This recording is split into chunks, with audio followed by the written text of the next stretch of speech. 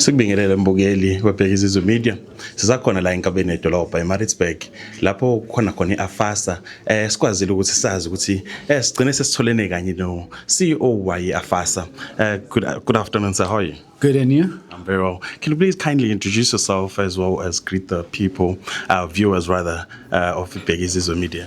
Okay, greetings to the viewers. My name is Bongani Msimang, and I am the CEO of AFASA at a national level. So I manage most of the operations within the organization.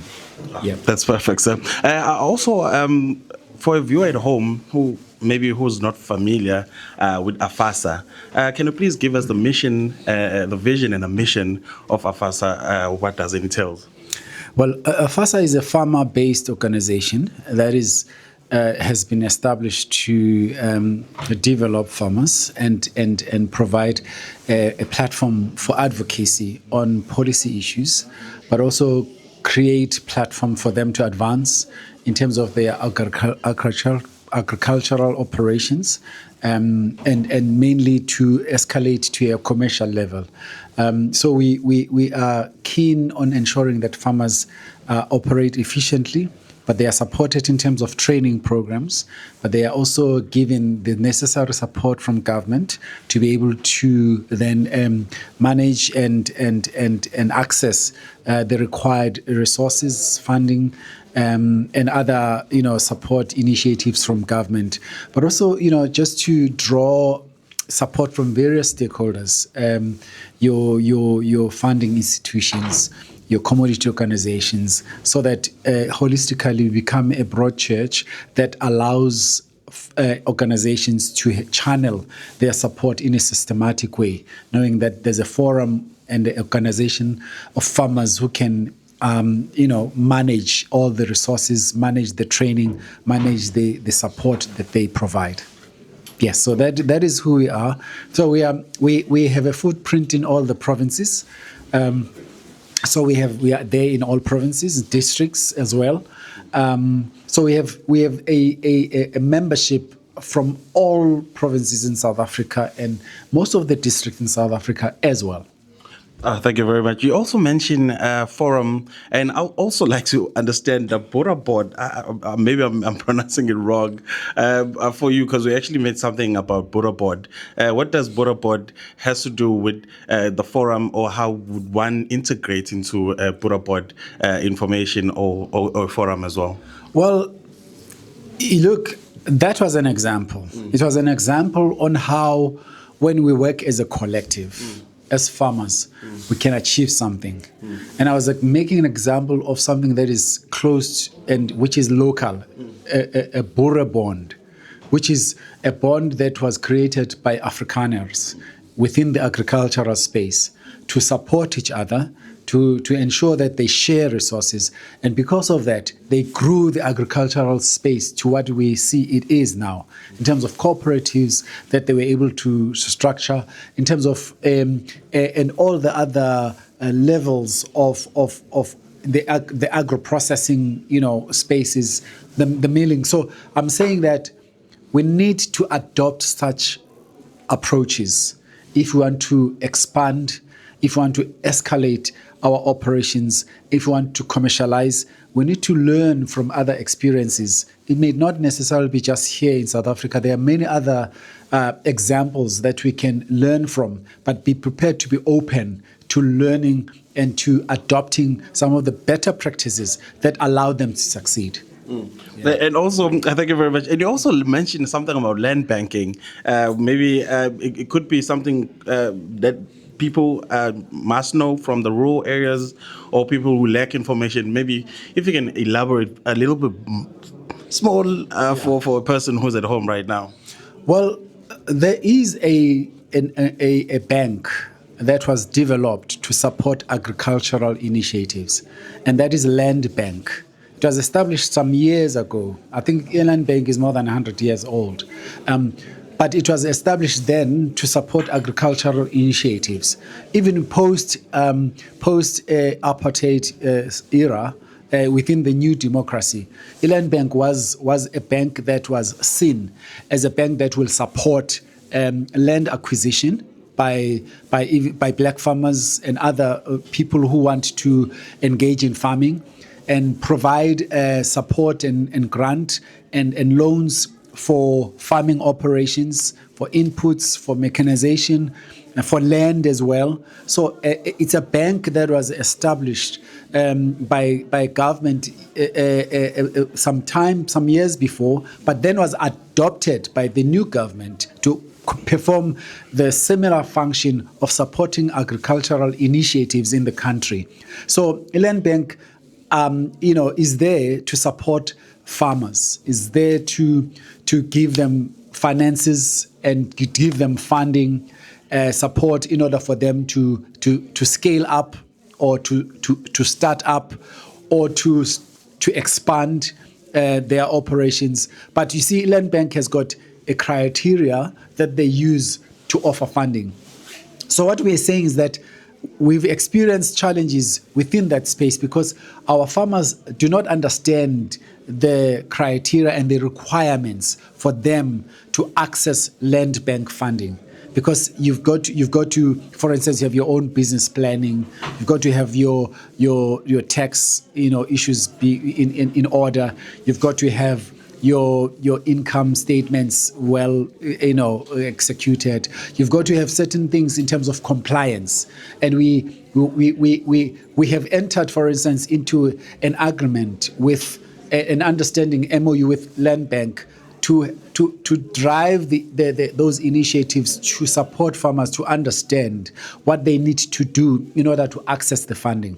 So we want to work together with Land Bank to make sure that we give farmers information. We actually support them as well to qualify for the funding using the criteria that the Land Bank is using. Thank you. As well, I also want to know, when it comes to AFASA as an organization, maybe what are the challenges that you as an entity or as an organization are facing at this current point, maybe?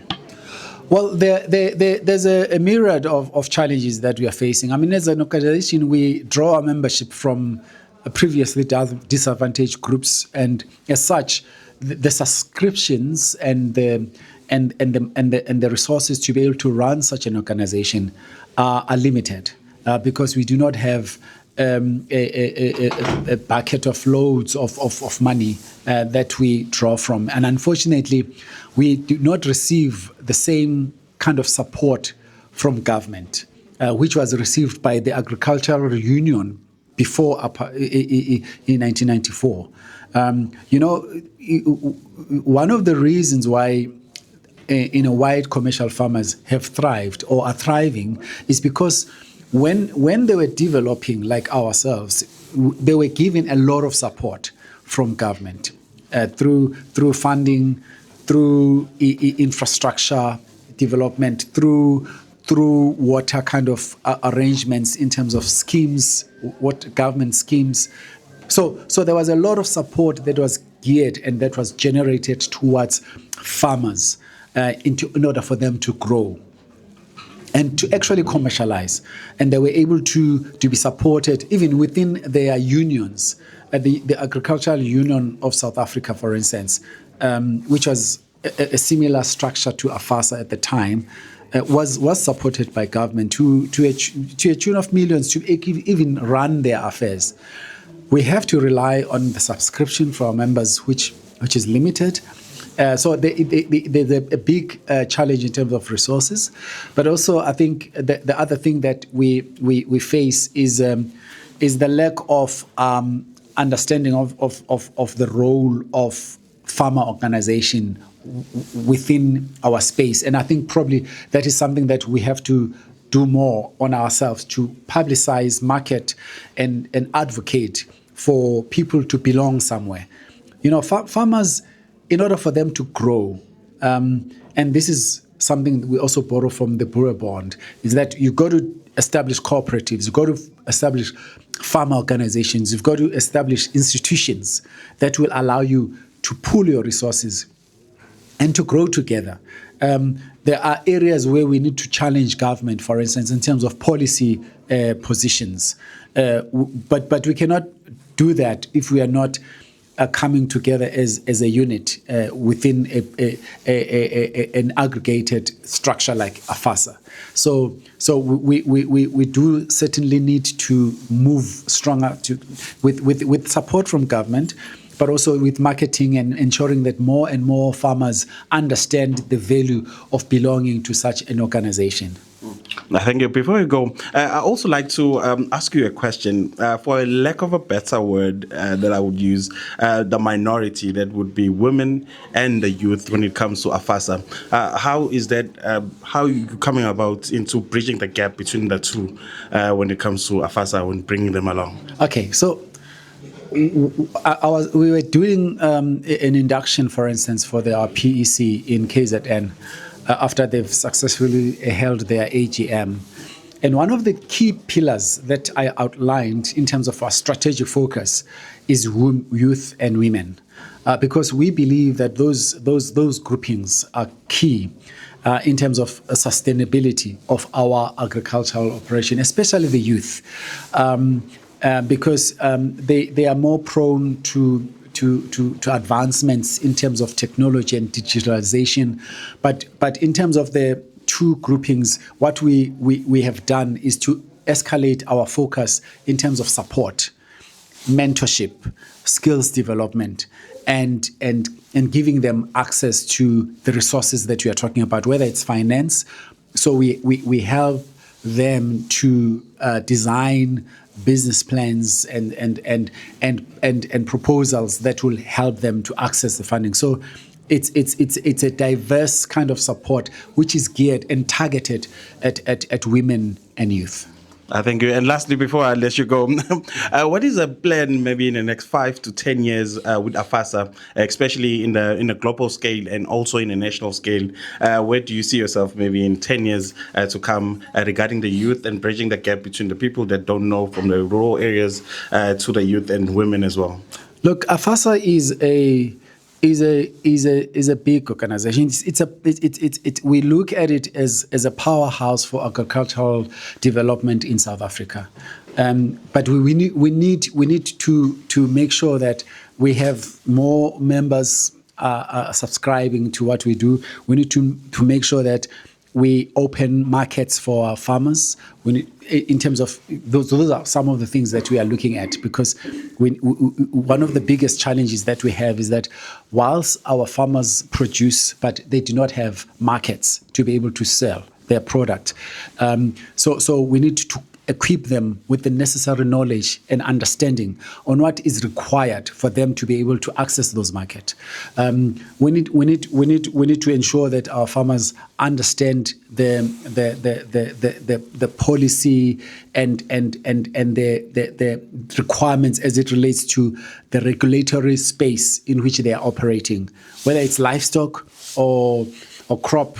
So we need to do that. But the biggest thing that we are aiming for is to ensure that more and more farmers are commercialized. So we want to create a pathway for commercialization for youth, women, and our general farmers, so that at the end of the day, it's not only 10% of our farmers in South Africa who produce 90% of the output in agriculture, which is the case now. So we want to tilt that so that more and more farmers contribute to food security in our country, but they also contribute to the production levels in the various commodities.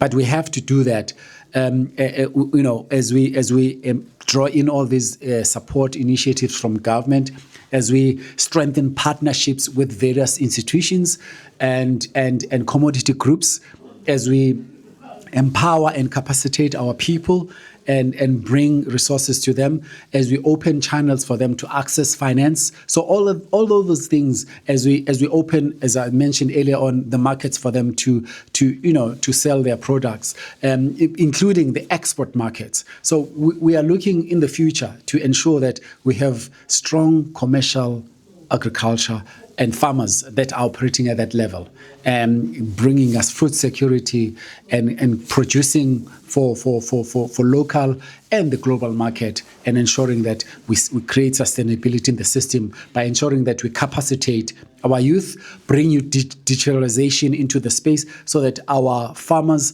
are smart in their thinking, in their farming operations. They implement precision agriculture. CEO, I thank you for your time and thank you very much for today as well. Thank you very much. Enjoy the rest of the day. Thanks. Yeah. Okay. Mbukeli webhekizizwe media bekuyena uCEO echaza nje kanzulu noma echaza kabanzi ngakho ukuhlangana ukhuluma ngayo iBorabond ukuthi kubalekile ukuthi si community sihlangane sikwazi ukuthi sikhiphe into eyodwa njengawo amabhoni ekudaleni uphinde wakhuluma